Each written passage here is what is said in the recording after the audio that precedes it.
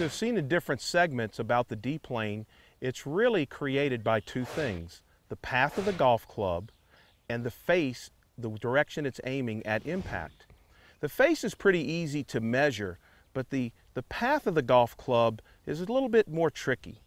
You know, if we played golf where the actual angle of our plane was straight up and down, the path of the club really would never change.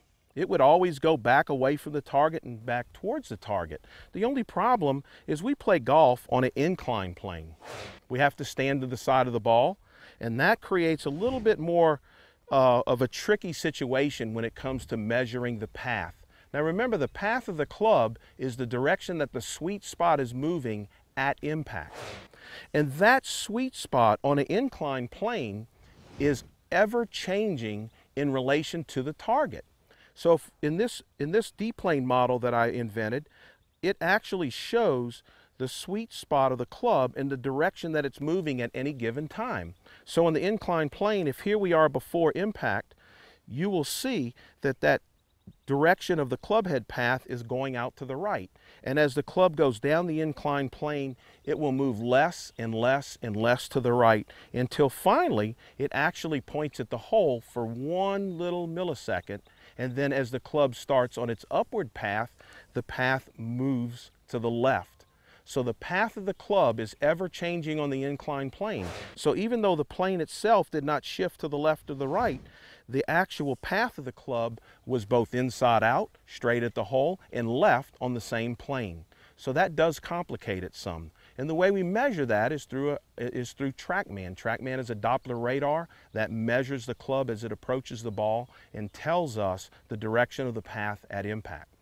The other thing to consider is that the angle of attack is also ever changing.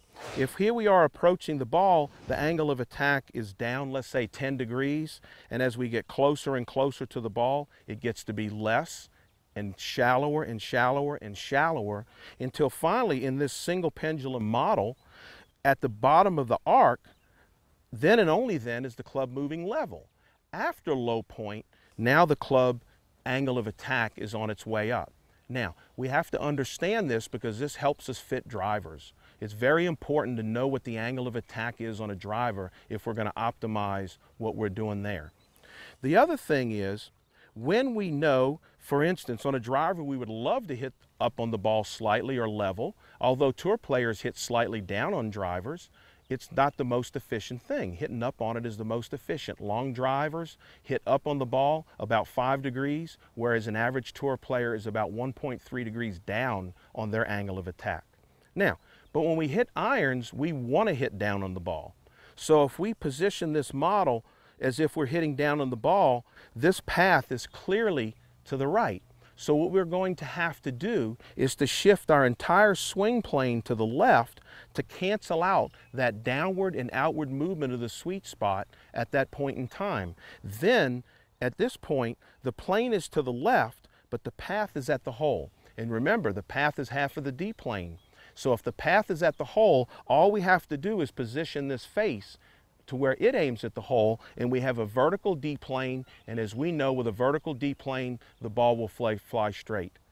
And the opposite is in effect if we hit up on the ball. If we hit up on the ball, this is to the left of the target, and we have to actually close our swing plane just the right amount and swing what looks like to the right on video, but at impact on this upward movement, at this very moment, this path is at the hole. There again, if the path is at the hole and the club face is at the hole, the ball's got to go towards the hole.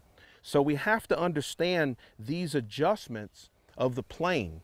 Now, when you look at your swing on video, what you're going to see is this swing plane in relation to the hole. You're not going to actually see the path on video because remember, the path is ever changing as it moves up and down on the inclined plane. The last thing that's a little bit complicated, again, we're going to go back to this vertical D-plane here. If it's vertical, then if we hit down on it, the club's still moving down the target line. If we hit up on it, it's still moving down the target line. However, if we say, okay, we want to hit down on this iron, as we flatten this plane, the flatter it gets, the more out to the right this path is swinging. So The flatter the swing plane that we use, which is this direction, the swing plane is actually the angle of the roof of the house. The flatter the plane, if we hit down on it, it's going to affect path. So if, for instance, the driver is about 45 degrees, it's going to be a 1-to-1 relationship. If you're hitting down on a driver 2 degrees, you're going to be 2 degrees inside out. So it's important to understand not only this plane angle, but the angle of attack when you're trying to maximize that to hit your driver both not only the farthest, but the straightest.